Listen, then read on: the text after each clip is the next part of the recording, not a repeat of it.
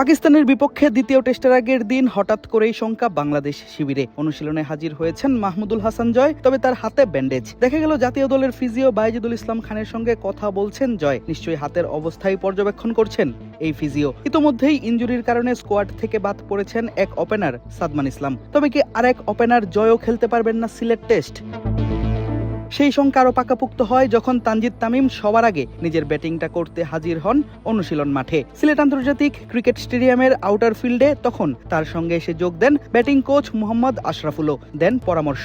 ম্যাচের ঠিক আগের দিন তানজিদ তামিমের এমন বাড়তি প্রস্তুতি যেন বলে দেয় সিলেটে অনুষ্ঠিত হওয়া পাকিস্তানের বিপক্ষে দ্বিতীয় টেস্টে তার মাথায় উঠতে যাচ্ছে 109 নম্বর টেস্ট ক্যাপটা।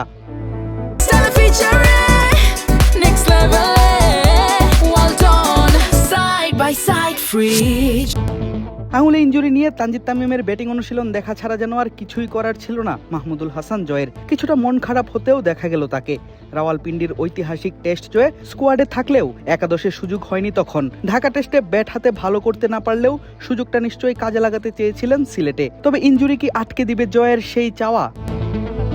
দেখা গেল অনুশীলনে বেশ লম্বা সময় পেস বোলারদের বিপক্ষে নিজের ব্যাটিংটা করেন তানজিদ হাসান তামিম। যদি শেষমেশ একাদশে ইনজুরির কারণে সুযোগ না পান জয়, তাহলে ওপেনিং এর দায়িত্বটা সামলাতে হবে এই বাঁহাতি ওপেনারকেই। সে কারণেই এমন বলে নিজের প্রস্তুতিটা সেরে রেখেছেন তিনি। আর তামিমের অনুশীলন নেটে ব্যাটিংটা বেশ মনোযোগ দিয়েই দেখছিলেন প্রধান কোচ ফিল সিমন্স, কেননা তাকে পরিকল্পনা সাজাতে হচ্ছে একেবারে নতুন করে।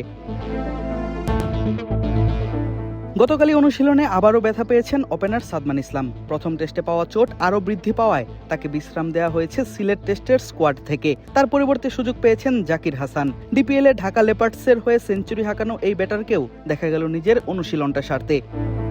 ফলে বুঝাই যাচ্ছে সাদমানের জায়গায় সিলেট টেস্টে ওপেন করতে দেখা যাবে জাকির হাসানকে। অপরদিকে যদি ইনজুরির কারণে আগামীকাল শেষমেশ একাদশে নাই থাকতে পারেন মাহমুদুল হাসান জয়, তবে স্কোয়াডের আরেক ওপেনার তানজিদ তামিমের হবে অভিষেকটা। একেবারে নতুন দুই বাঁহাতি ওপেনারকে দেখা যাবে সিলেট টেস্টে নিজেদের ব্যাটিংটা করতে। তবে সব প্রশ্নের উত্তরটা আসলে পাওয়া যাবে আগামীকাল সকাল 9:30টায়, কেননা তখনই হবে দ্বিতীয় টেস্টের টস। আর তখনই অধিনায়ক জানাবেন কোন 11 জন আছেন বাংলাদেশের একাদশে। আদিব আশরাফ, ক্রিক ফ্রেন্জি।